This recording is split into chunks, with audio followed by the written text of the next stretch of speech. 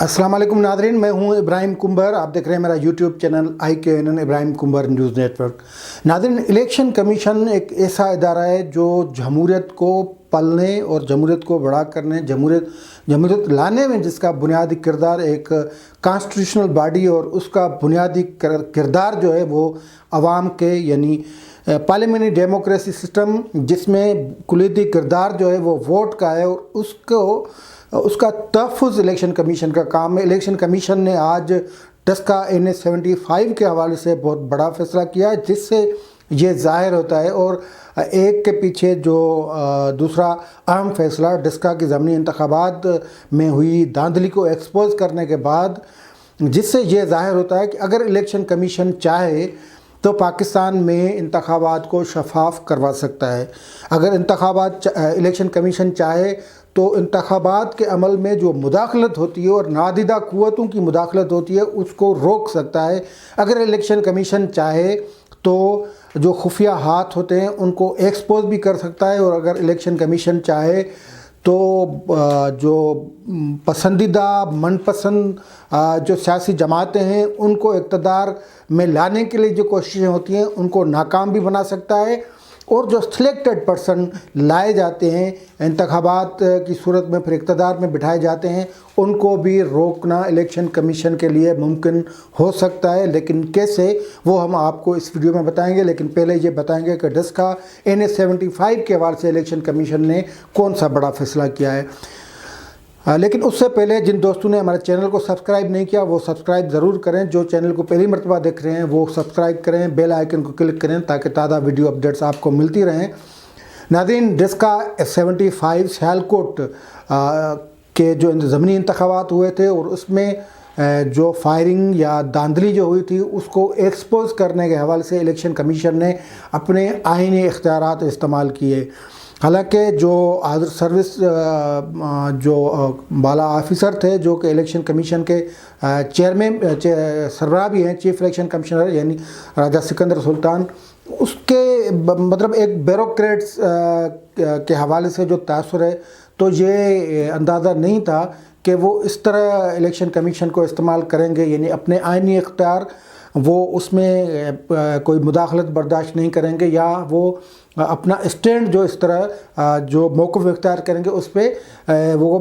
खड़े रहेंगे। लेकिन दो अहम मामलों में उसको देखा गया, चीफ इलेक्शन कमिश्नर और इलेक्शन कमीशन को, और फिर ये बात समझ में आई कि अगर कोई इदारा अपने आईनी इख्तियार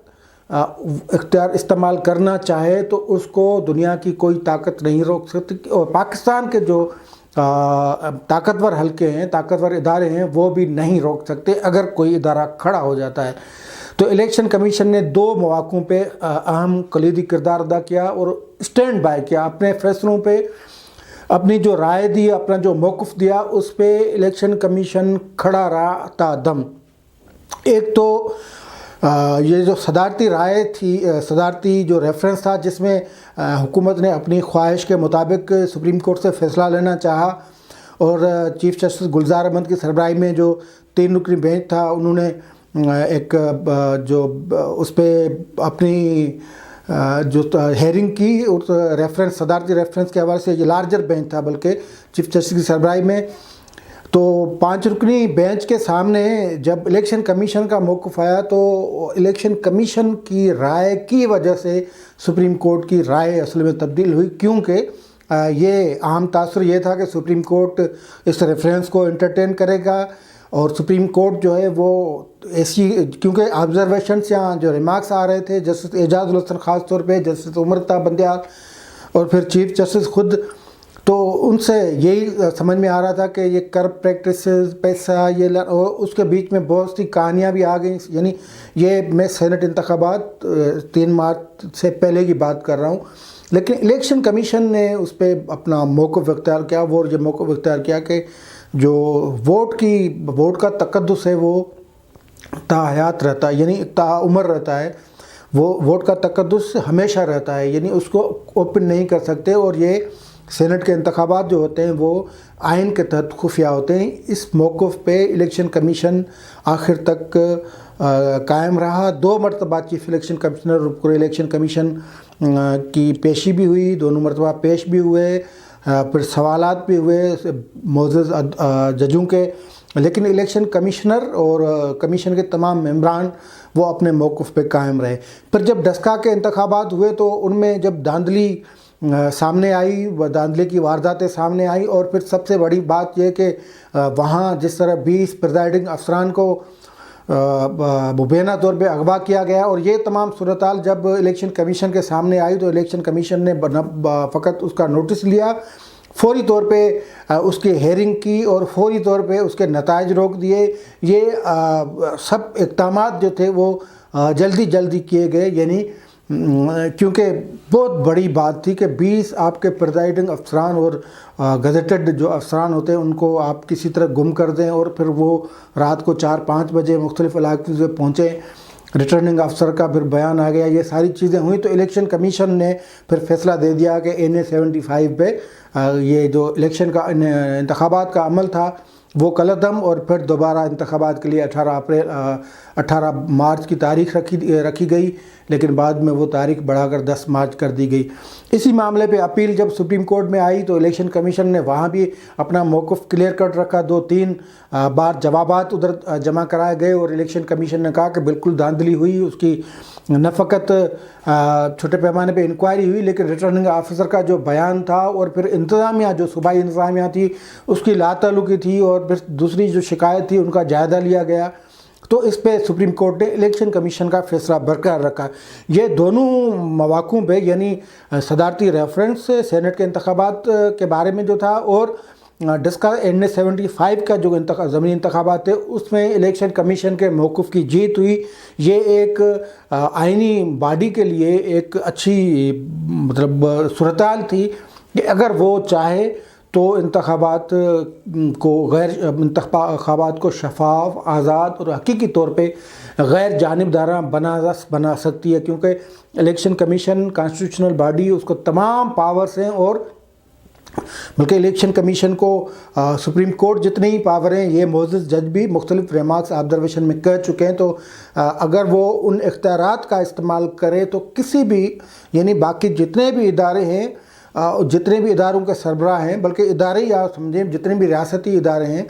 یا صوبائی و قومی صوبائی اور مرکزی جو حکومت یا انتظامیہ ہے اس کو وہ نہ فقط طلب کر سکتے ہیں لیکن وضاحت بھی پوچھ سکتے ہیں. یہ تمام چیزیں کانسٹیٹیوشن میں دی ہوئی ہیں. اس کے بعد الیکشن ایکٹ ہے اور الیکشن انتخابات سے ریلیٹڈ جو عوامی نمائندگی ایکٹ یا فقط جو بھی قوانین ہیں, تو یہ تمام چیزیں وہ الیکشن کمیشن کو وہ با اختیار بناتی ہیں اگر الیکشن کمیشن چاہے. اب وہ جس بات پہ ہم پروگرام کر رہے ہیں وہ ڈسکا کے NA-75 کے حوالے سے, جس میں 20 پریزائڈنگ افسران کو پراسرار طور پہ اغوا کیا گیا یا گم کیا گیا. اس پہ الیکشن کمیشن نے پہلے دن یہ فیصلہ کیا تھا کہ اس کی انکوائری کے حوالے سے فیصلہ بعد میں کیا جائے گا کہ حکومت کے حوالے کی جاتی ہے یا الیکشن کمیشن خود کرے گا. تو الیکشن کمیشن نے وہ انکوائری خود کروانے کا اعلان کر دیا ہے, اور اس حوالے سے پنجاب کے جو جوائنٹ الیکشن کمشنر ہیں صوبائی, ان کی سربراہی میں ایک کمیٹی بنا دی گئی ہے. وہ انکوائری کمیٹی فیکٹ فائنڈنگ وہ اکٹھے کرے گی اور یہ تمام چیزیں دیکھے گی وہ کمیٹی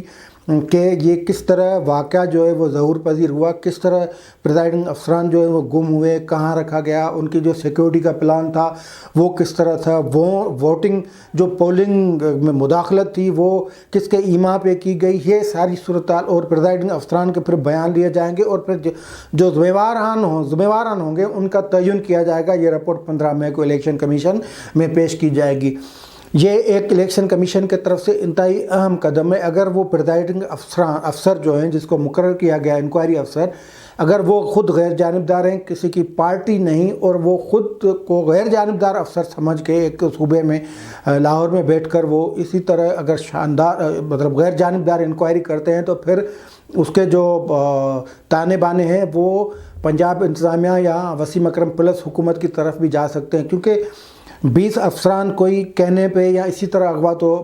گم تو نہیں ہوئے. ان کو باضابطہ طور پہ ایک منصوبہ بندی کے تحت گم کیا گیا، یہ الیکشن کمیشن نے اپنے فیصلے میں نہیں لکھا، لیکن یہ ظاہر ہے کہ مسلم لیگ نواز کی جو کینڈیڈیٹ تھی نوشین اختر وہ جیت رہی تھی وہاں سے ان کو ہرانا تھا، تو 20 حلقوں کے یعنی 20 پولنگ جو اسٹیشنز تھے ان کے مجاد افسران کو، پریزائڈنگ افسران کو ایک جگہ پہ بٹھایا گیا۔ پھر یہ بھی ہے کہ ان کے رزلٹ چینج کر دیے گئے، ووٹ ٹرن آؤٹ زیادہ بہرحال یہ سب چیزیں ہیں۔ تو انکوائری آفیسر اگر چاہے تو وہ الیکشن کمیشن کی ساکھ جو بنی ہوئی ہے، جو اس وقت بنی ہوئی ہے، وہ اس کو برقرار رکھنے کے لیے، بحال کرنے کے لیے، اس کو الیکشن کمیشن پہ عوام کا اعتماد بڑھانے کے لیے وہ ایک شاندار اور شفاف اور غیر جانبدار رپورٹ لکھ سکتے ہیں۔ اور یہ جو حقائق ہیں، یہ جو گراؤنڈس یا جس طرح کی صورتحال میں انتخابات، یہ انتخاب ہوا، ضمنی انتخابات، اس تمام صورتحال کو وہ اچھے نمونے سے بیان کر سکتے ہیں۔ تو یہ 15 مئی کو یہ رپورٹ الیکشن کمیشن کو ملنی ہے۔ دیکھتے ہیں اس رپورٹ میں الیکشن کمیشن کا اپنا انکوائری افسر جو ہے وہ کیا بیان کرتا ہے۔ یہ خود الیکشن کمیشن کا بھی ایک آزمائش ہے کہ وہ اس معاملات میں جب ان کے مقرر کردہ اتنے پریزائڈنگ افسران پراسرار طور پہ گم ہو جائیں، تو اس کے بعد یہ الیکشن دھاندلی کے الزامات لگ رہے ہیں، تو ایک حلقے کی بات ہے، اس میں الیکشن کمیشن اپنا اس وقت کا بہتر کردار ہے، لیکن اس کو سسٹین کر سکتا ہے، بحال کر سکتا ہے، برقرار رکھ سکتا ہے یا نہیں۔ اگلی بات یہ ہے کہ میں نے جیسے شروع میں کہا کہ اگر انتخابات کو شفاف بنانے کے لیے الیکشن کمیشن اپنے آئینی اور قانونی اختیارات استعمال کرے تو کوئی ادارہ مداخلت کی جرات نہیں کر سکتا۔ اس کے لیے پہلی بات تو الیکشن کمیشن، کیونکہ اسی الیکشن کمیشن کے تحت آئندہ انتخابات ہونے ہیں، اب وہ کب ہوتے ہیں اس کے لیے 2 مختلف الگ منظرنامے پیش کیے جا رہے ہیں۔ اگر جب بھی ہوں، 2023 میں ہوں یا اس سے پہلے ہوں، تو اس میں یہی جو کمیشن ہے یہی کمیشن کرائے گا۔ اگر یہ چاہے تو وہ الیکشن اس طرح شفاف ہو سکتے ہیں کہ جو جس پارٹی کا جہاں ویٹ ہے، جہاں جس حلقے میں پوزیشن ہے، اس کو حقیقی طور پہ اس کی نمائندگی مل سکے۔ ووٹ کی پرچی کا ہے جو وہ تقدس بحال کرنے میں الیکشن کمیشن کا کردار ہوتا ہے۔ اگر الیکشن کمیشن چاہے تو وہ ووٹ کی پرچی کا تقدس بحال رکھ سکتا ہے۔ اگر الیکشن کمیشن چاہے تو کسی ایسے ادارے کو پولنگ کے اندر یا پولنگ کے باہر مقرر کرنے یا نہ کرنے کا فیصلہ کر سکتا ہے جس پہ پہلے ہی انگلیاں اٹھی ہوں اور جس کے پہ یہ الزام ہو کہ انہوں نے سہولت کاری پیدا کی ہے پی ٹی آئی کو اقتدار دلوانے کے لیے، تو وہ الیکشن کمیشن کے پاس اختیار ہے۔ اگر وہ انکار کرتا ہے کسی ایسے ادارے کو، جیسے 2018 میں فوج کو مقرر کیا گیا، اگر الیکشن کمیشن اب چاہے کہ فوج کی نگرانی میں نہیں ہوں گے تو الیکشن کمیشن کے پاس اختیار ہے۔ اس کے علاوہ اگر الیکشن کمیشن چاہے تو جو باہر سیٹنگ ہوتی ہے، یعنی الیکشن کمیشن سے باہر، اس طرح کی کئی مثالیں ہیں، کیونکہ ایک مائنڈ سیٹ ہے پاکستان میں، ایک ایسا حلقہ ہے، مطلب مقتدرہ حلقے جو وہ اس سوچ کے ہیں کہ پاکستان میں اگر شفاف انتخابات ہوئے تو اس سے ملک کمزور ہوگا، اسی لیے ہی پھر 88 90 یا پھر جو بھی اس کے بعد انتخابات آئے اس میں کسی نہ کسی، کبھی اسلامی جمہوری اتحاد بنایا، کبھی کسی کو پلیٹ میں رکھ کے سارے انتخابات دے دیے، کبھی کسی کو بھاری مینڈیٹ دے دیا، کبھی کسی کو 2/3 میجارٹی دے دی، کسی پارٹی کو کھڑے لائن لگا دیا، کسی کو دیوار سے لگا لیا۔ اس طرح کی صورتحال ہر الیکشن، ہر انتخابات، یعنی جتنے بھی انتخابات ہوئے ہیں تو ہر انتخاب، عام جو انتخاب ہوتے ہیں ان میں پیدا ہوتی ہے اور مداخلت ہوتی ہے باہر سے۔ الیکشن کمیشن وہ باہر کی مداخلت روکے، باہر جو رزلٹ بنتے ہیں، جو حکومت دینے سے پہلے ان کے لیے رزلٹ جو بنائے جاتے ہیں، جس کا پرویز مشرف خود ایک ویڈیو میں اعتراف کر چکے ہیں، تو ایسی صورتحال سے بچنے کے لیے الیکشن کمیشن کردار ادا کر سکتا ہے اور کرنا بھی چاہیے۔ اگر اتنا با اختیار مضبوط الیکشن کمیشن جس کو اس وقت عوام کی فل سپورٹ ہے، وہ بھی انتخابات، جو آنے والے انتخابات ہیں، وہ شفاف نہیں کرائے گا، تو پھر اس انتخابات یا اس اتنے بڑے ادارے کو پھر اس کے ہونے یا نہ ہونے کا کوئی بھی فائدہ نہیں۔ آج کے لیے اتنا ہی، دیجیے اجازت، اللہ حافظ۔